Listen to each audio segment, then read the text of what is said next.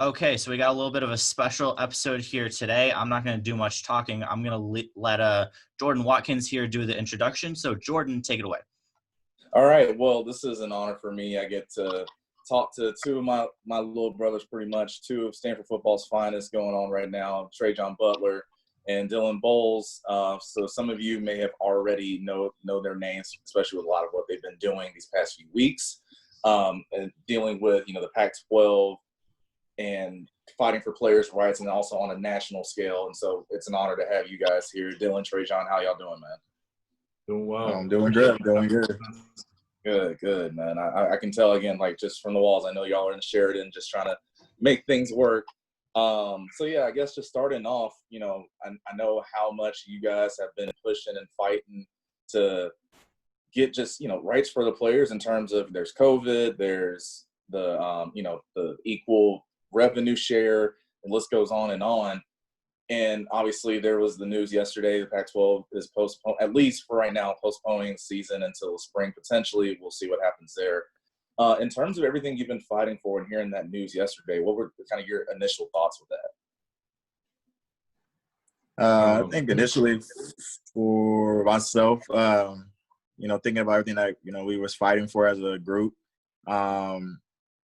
highlighted, a lot of the problems that, they came up, especially in the conversation that our group was able to have with the commissioner of the Pac-12, and recognize that they didn't really have a plan. They weren't open-minded to understanding that, what would needed to be done for us to move forward. And, the feedback that we got, wasn't very positive. So when the news came out, about the season, it was unfortunate because, it kind of just felt like, somewhere along the lines, they weren't willing to make a sacrifice or acknowledge that they were wrong and had to do what we were asking for,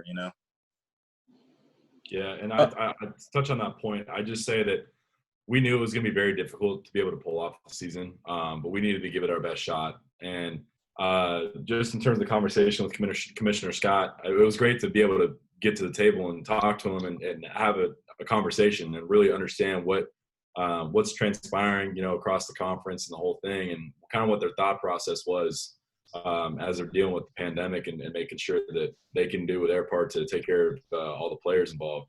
And obviously the meeting was what it was, and that's just, we got some answers out of it, answers we didn't necessarily like to hear, but it was important that we heard that. And so that gives us a better idea as players where we can go and really trying to make productive change in our conference, and really take that and extrapolate that model to something on a national level. And that's just, hearing the news with the cancellation, it was tough. A lot of guys put a lot of time, effort, and energy into it. Jordan, how much time it goes into being a Division I athlete at a Power 5 program. It's crazy. Dudes, this is their lives, and we, obviously the school component is extremely vital, but football, in a way, takes precedence before that. You can't do anything that's going to infringe upon, the football obligation, and everything that we do fits around that. So to have that be such a core component of daily life and have guys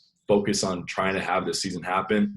And like for a month and a half, we were all locked in. We were trying to make this thing happen. It was tough getting the intrinsic motivation, but we were able to get it, and then having the season pulled away. It's tough. We didn't want it to happen, but, kind of with everything, going on and where the status of things were going, we couldn't say we were really surprised about it, So you just hinted on something, and I want everyone else to kind of understand this too. There's basically a time where, you guys are literally working out not knowing if a season's going to happen. And so now I'm kind of, just for this question, I'm switching over to like the football fan hat on. Just trying to explain to people literally how tough that is mentally. I don't even know, it's hard enough when you're in training camp or the 6 a.m.s and things like that to get through those, but it's for a reason. Now you don't even know if that reason was going to be there. How tough was that mentally to get through?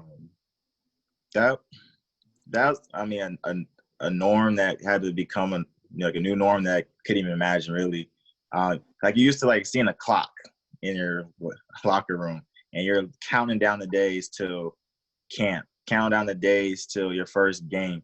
You have all these landmarks you're trying to get to because is coming. And having all those removed, like, you can't just wake up at 5 something in the morning without knowing what you're going to go get. And it was tough. Like, you trying to watch the highlight tapes, trying to listen to music, listen to different like motivational speeches to like stay engaged. But then it was like you had to like self-reflect and be like, okay, like, it's okay to not feel okay. You had to normalize that with yourself, because nobody can tell you how you're feeling, because nobody's been through what we're doing, and it's tough pushing weight, running, being yelled at, like, training the way we were training, and like, in the back of your head, you're like, man, we might not even play, but you recognize that those were just cancerous thoughts, and you had to stay, positive. And, also like for myself and Dylan being the older guys on the team, having to be a leader. So, you had to set the example, such for incoming freshmen, like, this is out of the world. Like, they didn't expect this, come out of high school. So trying to be positive for them, and only as well as for yourself, so that you can, continue to be a light, and, not, be too negative with anybody, just so that you can have the right mindset. Yeah, the mentality aspect is huge. That's a vital component to everything, because when you strap it up and you're going out there to play a game, you're going to war. You're going and having a battle, and that's the thing that, like, it's the process of preparing for that you really have to lock in on. And the fact that we didn't even know if we're going to have a game or a season for that matter, it was really kind of it was another layer that you had to tap into, and it really caused you to really understand, okay, this is for me to get in shape. This is for me to do what I need to do in case we have a season. And like, the mentality switch of that was a whole animal to kind of confront there. But I really do think that, like, also all the stuff just with social media and like stuff every day in the news that was coming through, Pac-12 talking about this, Big Ten talking about that, conferences, are swaying this way. Oh, scientific discussions related to the season point to that. It was just a lot of noise. And, for the month and a half, and even before that, I mean, back in March, I mean, it just really had to come from you compartmentalizing a lot of the stuff that was going on and saying, look, I'm going to still prepare for a season. I'm going to still get right for football. And that's just, it causes you to really understand why you want to play the game, because there's a lot of things that were pulling you away and detracting from that focus. But that's when you just need to reaffirm the commitment to saying, that this is something you truly want to do. So if anything, it makes you appreciate life as a whole more, but it also, makes you understand why you want to play football. It really shows that it's truly for a joy of the game, and regardless if it happens, and if there's a season or not, you knew that you're putting all your work in trying to get yourself right for if that opportunity came. And so that was difficult, but that's what we had to do. So I'm curious, guys, what was the initial reasoning behind, because you were talking earlier, the group that you guys have formed that were talking to the Pac-12 commissioner, what was the initial reasoning behind you guys forming that group to kind of come together as a coalition? Like, who was involved in that group? Where did that kind of come from? Obviously, in recent weeks, it's been very important for you guys being able to get the word out that you want to play safely, things like that. But where did that start from? It started with College Athletes Unity. Benjamin St. Just, who's at Minnesota, and Hunter Reynolds, who's at Michigan. They started that group. And I reached out to Josh Imatorbebe, who's an Illinois football player, and he was formerly at USC. And so kind of knew who he was, and he had tweeted out there needs to be an NCAA Players Association. And I DM'd him and I said, hey, Josh, if you got anything going on, or you want to have a conversation about that topic, like, let me know, because I'm definitely interested in carrying that conversation. And he said, oh, I got a couple guys I could plug you into. So I got tapped into CAU. And I mean, immediately from that day, it was Pac-12 guys started having conversations and branch off of that group. And I think really the genesis is really concerned about like how their schools were handling the coronavirus, and what protecting student athletes on the campuses, and then what other schools in the conference were doing. And so those conversations were great because, I mean, we were all flying blind for a long time and we were just kept in the dark. I mean, and even our coaches too, like they had some discussions among each other, but they didn't even really know. And so everybody was just kind of, independently handling things. And we found that surprising that our conference was telling us that everything was going to be regulated and everybody was going to be on the same page. But clearly when we got on campus and started training in the summer, that was not, and I mean, I just want to say, like, Stanford did a great job taking care of us. I mean, they really did. Like, and Coach Shaw, he doesn't do anything without having evidence and factual basis first, and he's really going to examine the situation and look at all options on the table before he commits to something. And so you got to give credit where credit's due and got to respect them on that. But, I mean, we were just honestly so surprised in some of the stories that we heard across the conference. And that's where the progression started happening. And we said we need players able to have a voice in really how things are conducted across the conference. So, yeah, that's one of the things that was interesting to me because I was reading some of the interviews that you guys have done already about this. And I can't remember the school exactly, so I'm not going to say it because even if I'm right, snitches get stitches. But there was this one story about how, you were talking about how you guys already been tested like 3 or 4 times. And somebody else in the Pac-12 was asking like, oh, yeah, like how'd the testing go? How does that work? Like we haven't been tested yet. We don't know. Yeah. And so, for me, because obviously when the whole conference-only schedule initiative first came out from all the major conferences, that was one of the main reasons they said why, is because we want to make a, uniform testing and quarantine ideas throughout every single school in the conference. So, just kind of go over the reaction, some of the stories you heard, like with that, just in terms of how vastly different it was from school to school. I mean, it being so different raised so many red flags. Myself personally, I have underlying conditions with my, blood stuff. And, you want to play ball, but you want to make sure you're playing in the safest conditions. And the fact that, many schools weren't doing that. And also the concern from players because, a lot of schools are located in places where kids are from, and they're taking care of grandparents and stuff. And they were upset that they had daily responsibilities to take care of and were not being put in the safest position to do so and putting their family at risk. And you're hearing stuff, and like one story that blew me when he was like, yeah, you have a temperature, just put some ice on you to cool you down, then to check you again. And I was just like, how is that okay? That I'm looking around, looking at my own team, and I'm like, all this work that we're doing is going to be doing for nothing. If we get on a plane, go play a team that was not doing the same rules as us, get back on the plane with circulated air, the whole team's done. So it's like everything was just not lining up. And it was really upsetting because you could hear the frustration and anger in the voices of the players at other schools about what was happening there. And again, like to Coach Shaw's point, I remember he had pointed out to myself, he was like, what was unfortunate about this, the way the commissioner worded it, was the fact that they had to follow a certain amount of guidelines in season. So because they weren't in season yet, that's why there was so much discrepancy leading up to our camp, And even then, like for some schools, in like the big chats that we have, they were saying like camp started, testing slowed up tremendously. Like nothing was hand in hand, So it's like you're gonna get one thing or the other. And hearing that again, it's like it's frustrating,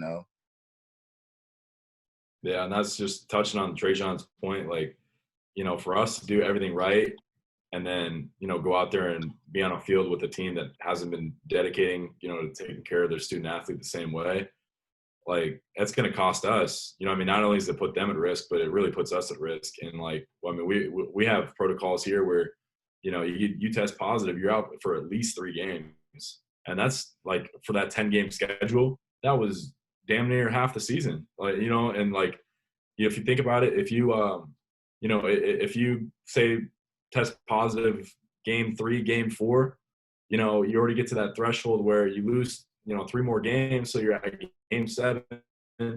Well, guess who's playing now? The guy that replaced you, that's just the next man up mentality. So that was the thing that I was trying to, convey to guys that, of course, we want to play ball and like, we might have a season, but the thing is, you got to really think about it. You could prepare all you want for a season, but the second you test positive, that can mess your whole situation up, and your whole season's done, and I mean, there goes a year of eligibility just burnt up like that. And that's just unfortunate, So there's a lot of uncertainties that they didn't even address. They never had any answers for the eligibility question. And I think that was vital, that was extremely important for them to answer, but they didn't want to answer it because they knew if student athletes knew that they could opt out a year and get their eligibility back, nobody would be playing this year. And so that's why they were kind of, dangling it out there, saying that they were going to resolve it, they're going to get it answered. And then next thing you know, I mean, just in the last couple of days, they finally canceled the season. So, we're done there. But, the NCAA doesn't want to answer any eligibility questions until the ACC, SEC, and Big 12 get their situations figured out.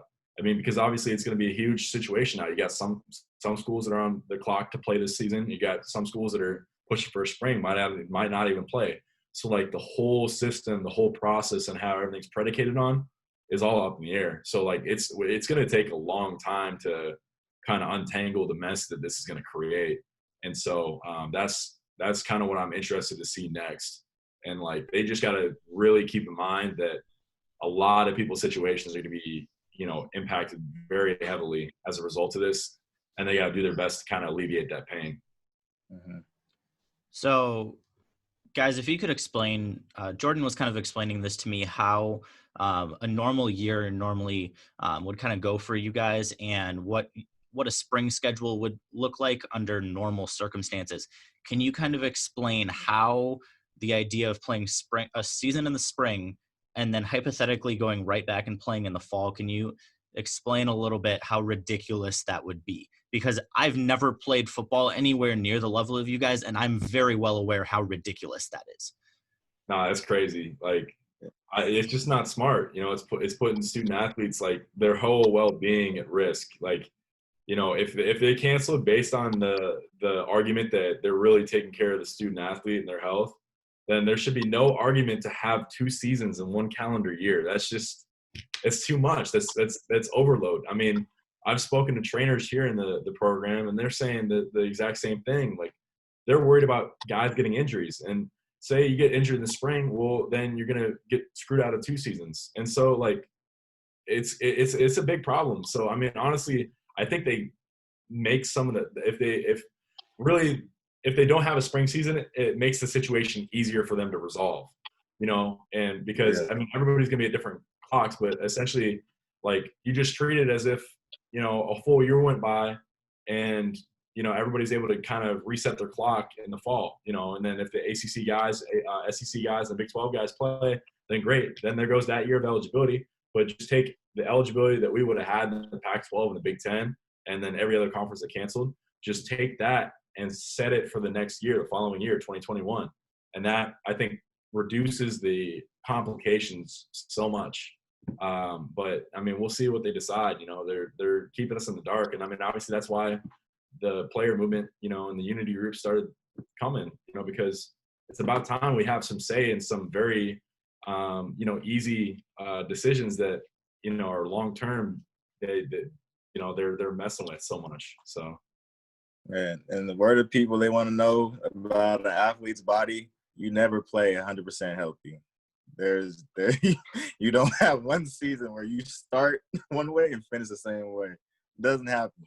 So it's like, that's the whole point of having an off season. Like, the play in the spring, it sounds crazy because I'll speak on myself personally. I'm taking a month and a half just to get back up on my feet normally. Like, you're not walking the same.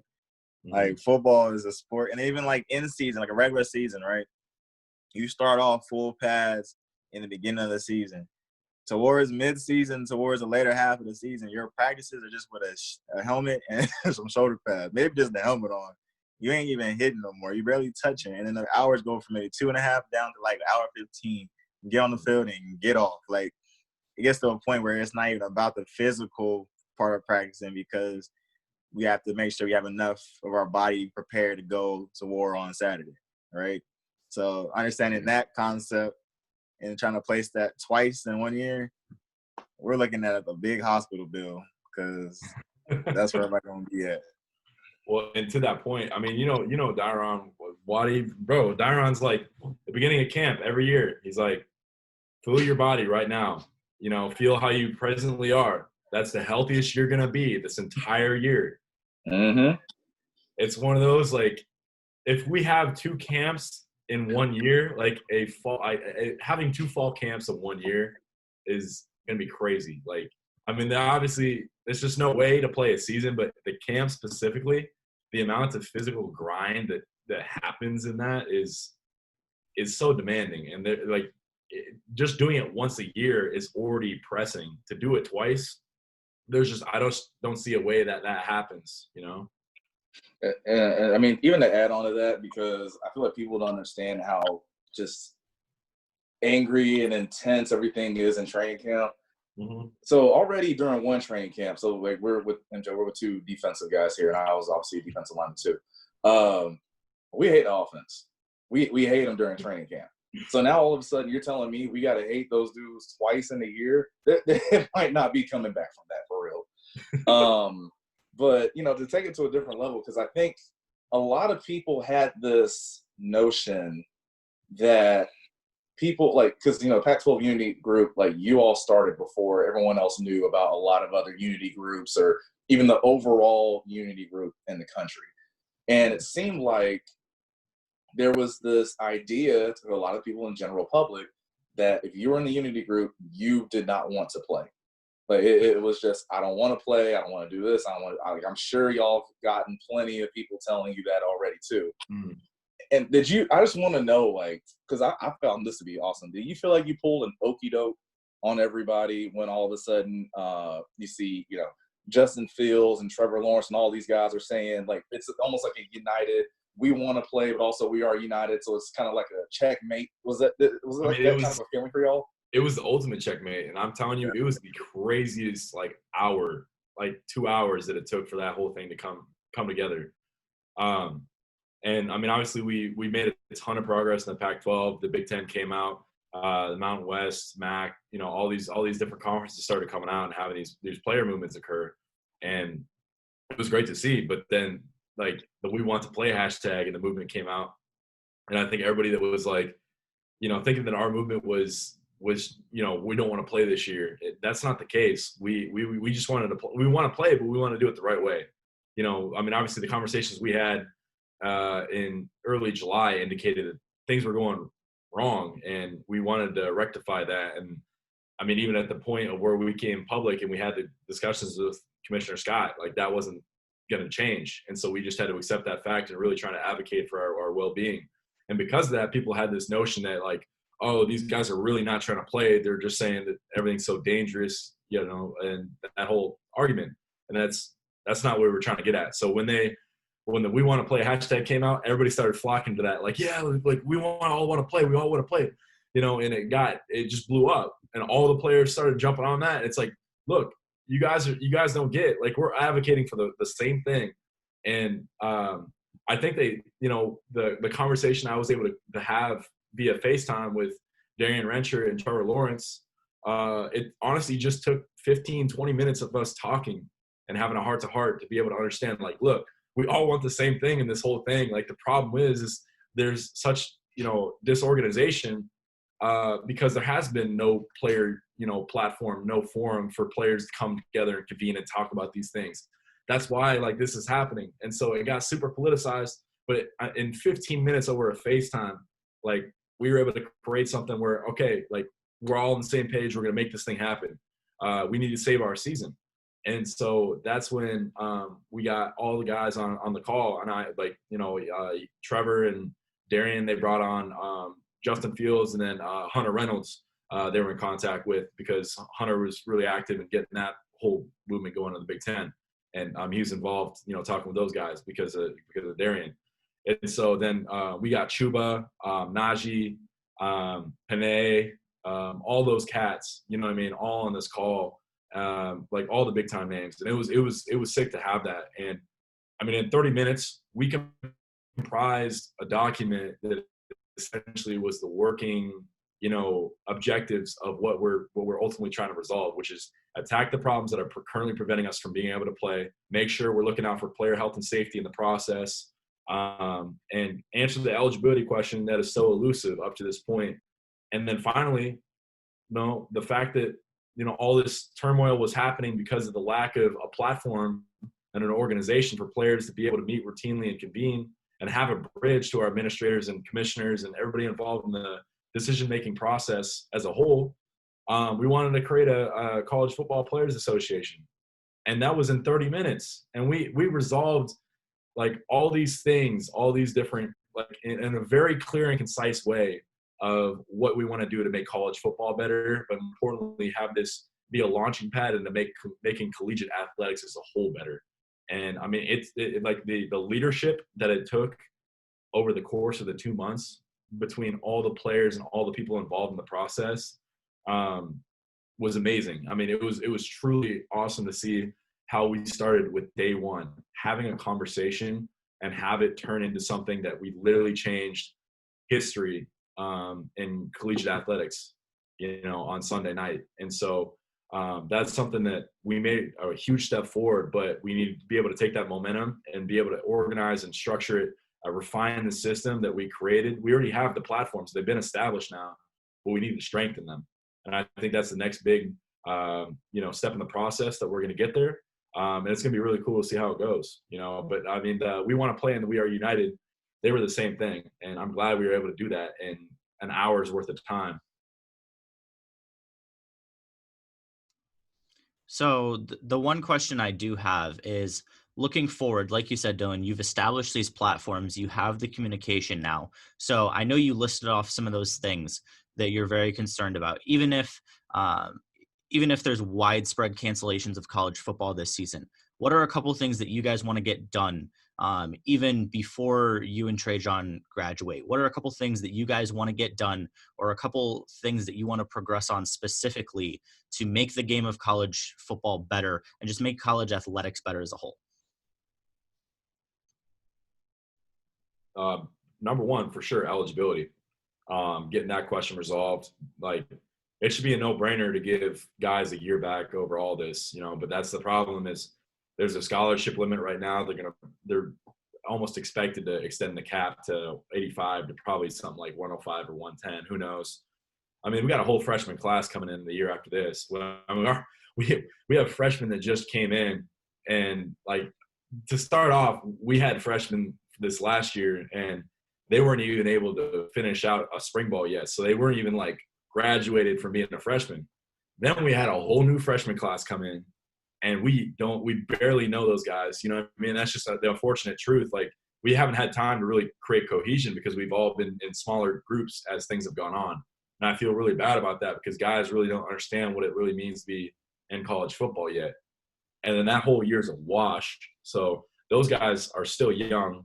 And then you're taking next year a whole nother freshman class and that of the men. You got 3 classes essentially of young guys. You know what I mean? So it's going to be a problem. So we want to be able to make sure that older guys aren't being exposed and aren't being, you know, kind of pushed out when that shouldn't happen. I mean, we should make sure that it's a transparent and fair process in that regard with eligibility.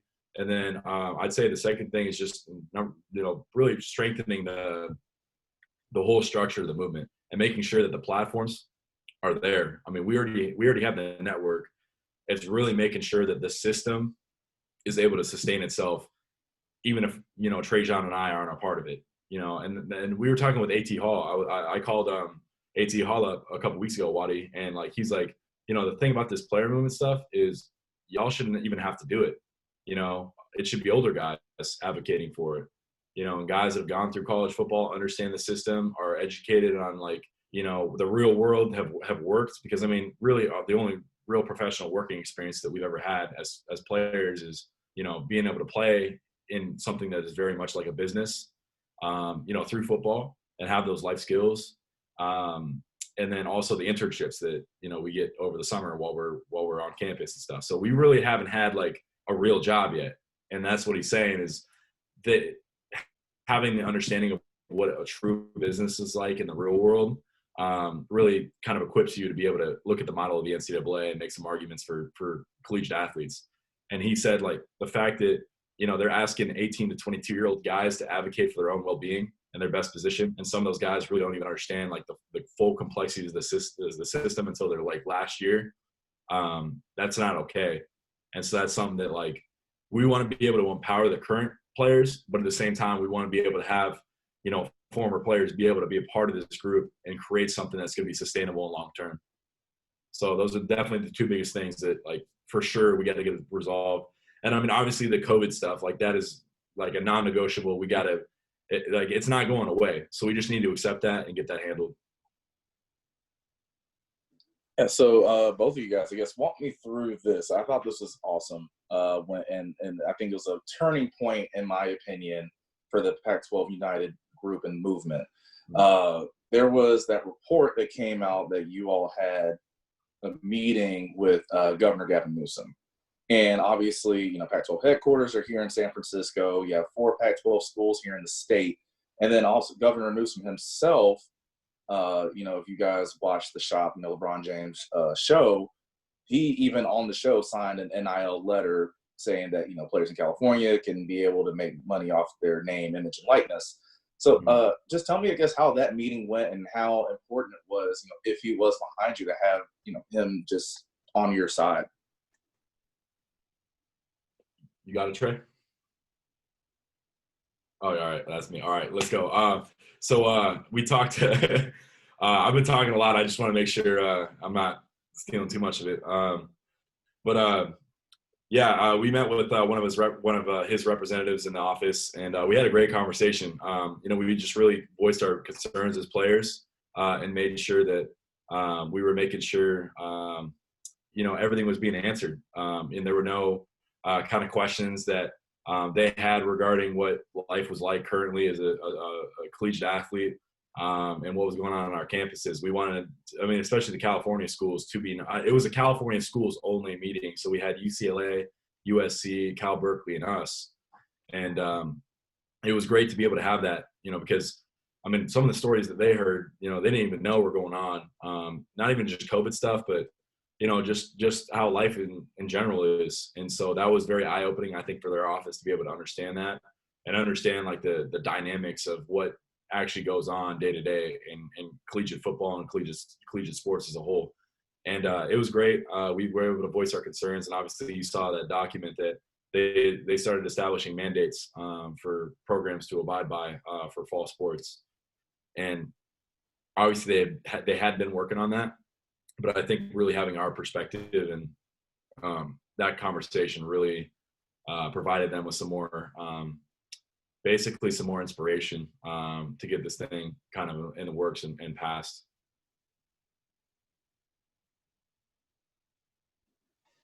So another big one for me, and I want to get both of your opinion on this one. So, you know, obviously as of late, these last few days, one of the big words and big terms of the reason why a lot of the conferences have decided not to have a fall season is liability. But that's been thrown everywhere. Now, my whole opinion on this has been, you can say that, like, I think that's definitely played a part in this, but it's ironic to me how just a few weeks ago, you have conferences and teams and schools putting out schedules and getting ready to go on with the season, but then all of a sudden, you have all these players speaking up and speaking out about, we need this, we need that. And then it seems like there's a 180. So in my opinion, I've been telling people that I think it's more so of, you know, you guys speaking up. There's a reason why we're here, and what they're afraid of what would happen if, you know, if they do have to meet some of those demands that you're asking for and whatnot. I think that's honestly, in my opinion, more of the reason why a lot of people aren't having seasons and whatnot, more so than it is safety or liability. Because again, the last 2 weeks, there's nothing new about COVID that's come out that we didn't know. You know, it like the safety risks or measures, like it's the same thing. So I think that's been the biggest thing. I just kind of want to get your takeaways on that. No, basically, that's how I felt, you know, that they didn't want to admit they were wrong. You know, they didn't want to admit that we pointed out the obvious, the most important thing that needed to be done. And like, we did our part. We did our due diligence to look up what needed to be done, come with a plan that was needed to help out the other people. And they heard us. But I feel like, you know, that's why they got offended in the meeting, because they were like, dang, like, these kids know their stuff. You know, so what can we do? And then when they realized that they were all in the wrong, then it was like, and you look at them like, yep, the donkey's on your face. Like, that's exactly what happened. But again, nobody wants to admit their fault, so they rather just, get out of it the best way they can. And unfortunately, we're suffering for it, Yeah, I'd say that really they kind of expected us to just roll with it. And then when we really started critically analyzing the situation and really started speaking up, I think there was some apprehensiveness on their part. And then when they started seeing that we were becoming self-conscious as a body and understanding, kind of our voice and our power, they're like, uh-oh, something's actually happening here. And obviously, I mean, COVID definitely had some major influence, but I definitely subscribe to your school of thought, Wadi, with, the player movement's definitely having some traction and them, being so urgent to cancel the season. Because, I mean, let's look at it. It's the Pac-12 and the Big Ten. They're the most, solidified player movements, and those are the first two conferences that are out. You know what I mean? So, it's because we called attention to all the issues related to COVID, but it's also, I think they're trying to, they didn't want to roll the dice on whether the guys were going to opt out or not. And I think they kind of started understanding that there was a very good possibility that a substantial number of players were ready to sit out in order to get, some of the COVID demands and the eligibility demands resolved. And so, that definitely influenced them to reevaluate their calculus a little. I would also say that I think the biggest thing is, I mean, kind of along the same school of thought, that the power you guys would have and the power you guys are showing kind of scared them. But I think the biggest thing is, let's say they gave in, they met your demands in terms of COVID. Then as a group, as a whole, I think they're scared of you realizing even more power that you have. That once you actually were able to make change, not just you guys, but the people below you, the freshmen, the sophomores, the incoming freshmen, they would realize, oh crap, we actually have a voice here. We can actually get things done. And then even when y'all are gone, they're still going to try to make changes on other things that you've already talked about today. So I think that's the biggest thing, is they're just kind of, I think they're waiting just for COVID to be gone, if possible, so that they can just go back to square one and don't have to ever meet COVID demands. Because then once they meet COVID demands, they have to start looking at other things, because y'all are going to realize, and everybody's going to realize, you actually have a voice and you actually have a say in things, which is how it should be. But I don't think they want to have you guys realize that as a whole. Yeah. And that's the thing, in terms of the liability, going back to the liability on the your point, Wadi, if they start acknowledging liability for COVID, then they start acknowledging liability for concussions, and that's something they've been dodging forever. And so they have, Mark Emmert on tape and some of the medical advisory people saying that straight up that they've never, to their knowledge, they have never had a school investigated for concussion protocol, and that's something that they're not willing to really address, because they know if they do that, then there's a lot of other claims that student athletes can make pertaining to their health and other demands that they got to open the door and let those arguments be had and acknowledged. So it's definitely a Pandora's box in a way, of all the different things that, could come out of this thing in terms of player claims and things that they would have to step up to the plate and answer. And so with that, just going forward, what do you think or see are the next steps in terms of the demands that you all are making and wanting to get done without a season? Does that hinder you? Does it help you? What going forward, what's next? I see it as a benefit, honestly. I mean, to be honest, we got 3 more months to plan and organize and strengthen our structure, and that's something that I think they kind of know, too, because now we can really sharpen the sword here and, get some more support, get some more weight behind the movement. It's already out. I mean, with the players actually expressing their voice for the first time, not even just in terms of a conference, but a national level, it's forced these conversations to come to the forefront and people to acknowledge that and really open their mind in a way to be able to see what the players are advocating for. And I mean, you're not going to know what a Division I athlete goes through until you're a Division I athlete. And so I think that's something that, you know, we got to continue to do our part and advocate about and let people understand that we don't, you know, the classic thing is, oh, take their scholarships away. They're so ungrateful. You know, they get a free education, this, that, and the other thing. Make them work at 9 to 5. Well, we already work at 9 to 5. It's called a 5 a.m. till 10 at night, you know? And with that, like, you know, there's definitely so much demand, so much pressure and everything that, you know, we just got to be able to be open and transparent and really just be able to engage people and have a conversation. And like, I think as a result of this, more people are bringing attention to that matter. And like the system is starting to kind of be exposed, especially like with the way they handled COVID. I mean, they had 5 months to plan, and respect to all the medical professionals that advise them on the boards and everything. But I mean, some of the planning and some of the strategies just it wasn't suitable. And they got to reevaluate that. You know, and when the time comes, whether we play in the spring or we play in the fall of 2021, we're going to really have more time to organize and really create something that's going to last and is going to be very, very strong and something they have to acknowledge, you know, and they got to be ready for that. I think they're preparing for that, you know, and it's just really the build up right now on both sides, you know, because they're going to have to let us sit at the table at some point, and we got to be ready for that. But when you combine that, in the meantime, I'm definitely gonna make sure we get our part done on the social justice stuff as well, so we can get everything knocked out. Because like I try to share with some people is like 4 years ago you couldn't be this vocal on social media, and as a college athlete, you know, they took away your platform to be this vocal. So the power is coming back, and it's coming back fast.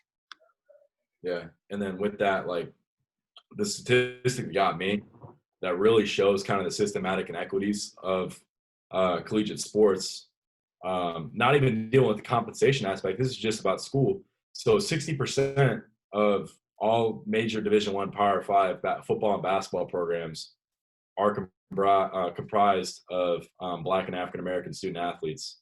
And out of that 60%, only 55% of those student athletes graduate within 4 years.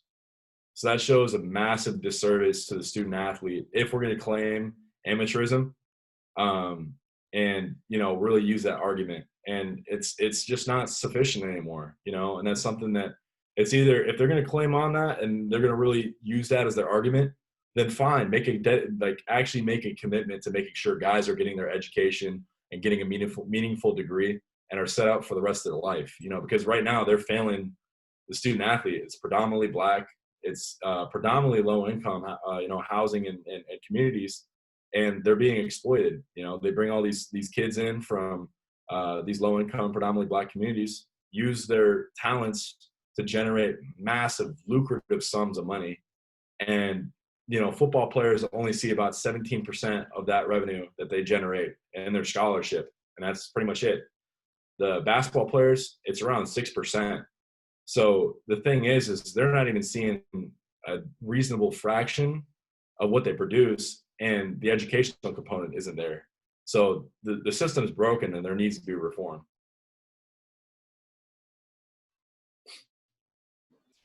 And MJ, I it's hard, man. I don't think you understand how happy and proud I am just sitting here listening to these two guys, man. Just knowing them from freshman to now, like this has been awesome. And you know, I think the big thing for me, I think looking at it, there's only one main thing that really hurts me the most about not having a season. That means the X got to be at Berkeley longer. That's the biggest thing, man. Yeah, That's the only thing, really. Yeah, we're gonna have to sneak in there and steal it or something. We'll come up with some idea. Yeah. I would just like to say to you guys, it is very impressive what y'all are doing. I mean, I can sit here and talk about all of the issues that are in college football or any sports, but the fact that you guys are going out and before you're even out of college, you're doing the best that you can to go out there and make change and make it better for the guys who are coming after you. That is very impressive, and I mean, I just want to say that is not going unnoticed by me, by Jordan, by everybody that's watching. I mean, you guys are national media outlets. It is just very impressive what y'all are doing. Thank you. Yeah, I really appreciate you taking the time to speak with us. This is great. Waddy, really appreciate you getting us connected too. It's great meeting you, MJ. Man, you guys know anything I can do to help you guys out, man. I'm here for you. Hey, man, I'm telling you, bro, when we get this thing figured out and we get the players kind of, some more fair and equitable terms, we're going to need you to be our commentator, man. We got to have you on Pac-12 Network. Sir. Hopefully negotiate a little better TV deal, but you know what I'm saying? We got to get you out there too. Hey, we'll put MJ, make sure we put that in the podcast too. The shameless, the selfless plug in there one time for me. I will. No, man. Well, thank you guys again. So I'll let y'all know when this comes out. It should be either tomorrow or Friday. So as soon as I can get this all edited and put out video and podcast form, I'll be sure that y'all and Jordan got access to it. Awesome. Appreciate you. Absolutely. All right, man. You guys have a good one, man.